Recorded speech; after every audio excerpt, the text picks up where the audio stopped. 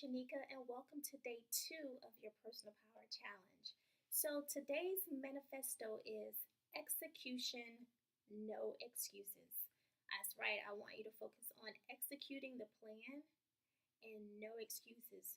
Do not overwhelm yourself with stressing out about the small details, okay?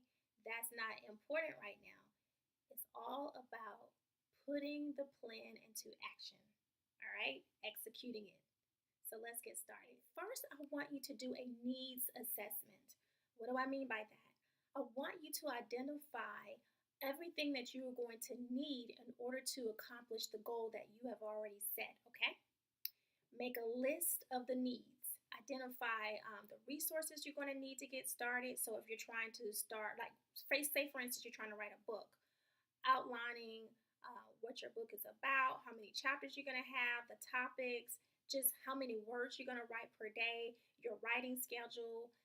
Those are the details I'm talking about. If you are going back to school, identifying, do you need money? How much money? Researching the schools, the cost, the time frame, the length of the programs, when classes are. So those are some things that I want you to start doing when I say needs assessment, but make it specific to your goal. If you're trying to lose weight, what do you need to do? If you're trying to find balance in your life, those things that you need in order to make that happen. Okay, so this is what I want you to do next. I want you to also focus on sending out ships. This is what you need to do in order to execute the plan. Execution, no excuses. Sending out ships. I have 3 types of ships that I like to focus on. The first one is the speedboat. When you think of a speedboat, it's quick, it's fast. This is the plan that you can execute immediately and you can see a return on it, okay? Those are the things I want you to focus on. The second type of boat is the cruise ship. The cruise ship, when you think of it, is large. It can hold a lot of people. They don't move very quickly. It's slow. They make multiple stops at different ports. So when you think about executing your plan may be something like a cruise ship. It may take a while for you to see some returns on it. You may have to stop, not meaning you put the whole plan on pause, but you may have to stop and do some more re-strategizing, more research, or more connecting with people. But in the long run, you will see a return. That could be losing weight. That could be writing a book. That could be opening up a store. Those are some examples of cruise ships, okay? Now, the third one is the yacht. Oh man, the yachts. When you think of yachts, it's exclusive, it's luxurious. So I think of yachts and also think about money. So when you have a yacht that you're sending out, there's a return coming back that may be financial for you. It may be money, right? Okay. So examples of yachts could be a product that you have to sell, a service that you offer that you can actually schedule clients and earn money like that way. Those are some examples of yachts, right? Okay, good. Some examples of speedboats. I forgot to give you that. It may be setting up a LinkedIn profile. It may be sending out an email, making a phone call, scheduling an appointment. It could be networking with people. Those are really quick. Those are speedboats. But all of those ships bring a return back to you. Okay. There's an author called Shelley Campbell. She's the author of The Wealthy Spirit. And she writes about back in the 19th century, the people would send out these large boats to bring back goods to their colonies. And so that's where the term, I'm waiting on my ship to come in, comes from, because they would send the ships out and they would wait for the ships to come back in. But the ships were bringing back goods for them to sell, the merchants for them to sell in their stores. So you can't wait for a ship to come in if you don't send a ship out. All right? So you got to send it out every single day. And on your daily worksheet for today, I want you to identify the type of ship you're going to send out and describe what that action is and when you're going to send it out. You have to do that. That's a part of this process of you executing the plan. All right?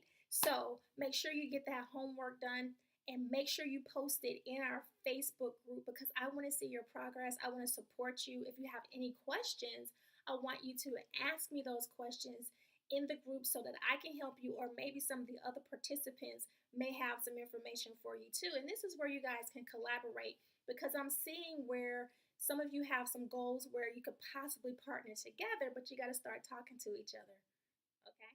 Remember that things are not just going to happen because you want them to. You're going to have to work hard. You're going to have to get laser focused, and you're going to have to put the work in, okay? So I want you to also identify the amount of time that you can dedicate towards this goal for the next 10 days and beyond. So, are you going to be able to do 1 hour a day? Identify when that hour is going to be. Is it going to be 5 hours per week? So, start identifying the amount of time that you're going to dedicate to this goal to execute the plan. So, this is the next step that you need to do. Do not sabotage yourself. Okay, there are two P words that can sabotage us each time, and that's procrastination and perfection. So sometimes we want things to be perfect, we want things to be in a certain order before we start to do some things, and it can't always be that way. Done beats perfection. I'd rather you get it done and then come back and perfect it later, right? So don't procrastinate and don't worry about perfecting it. Just execute the plan. That's what I want you to do. So don't sabotage yourself with perfection and procrastination, because if you do, you'll never accomplish this goal.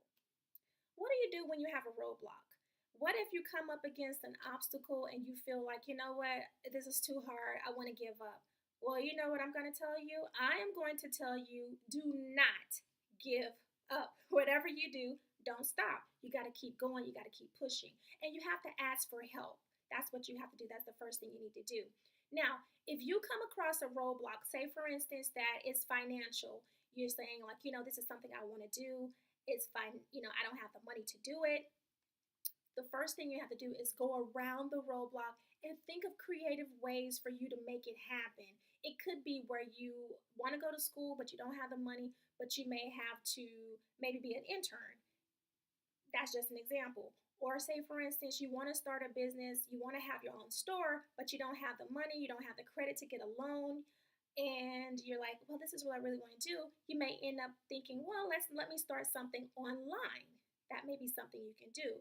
Say, for instance, you want to lose weight, and you're just like, I don't want to go to the gym. When am I going to go to the gym? How am I going to do this? When I'm going to do this? You may think about starting small and just saying, you know what? Rather than getting a personal trainer, maybe I'll just start with basically just walking maybe 30 minutes a day. Start off slow. That's what I mean. Don't always try to jump right over and reach the goal like that. You got to find little baby steps to go around it when you have roadblocks. Don't forget to post in the Facebook group so we can help you, so I can help you. I want you to play full out with me. That's what I want you to do. Because I'm here for you, and I'm going to keep showing up for you, and I'm going to keep holding you accountable, holding your face to the fire, because I want you to get closer to your goal. I want you to leap. That's what I want you to do.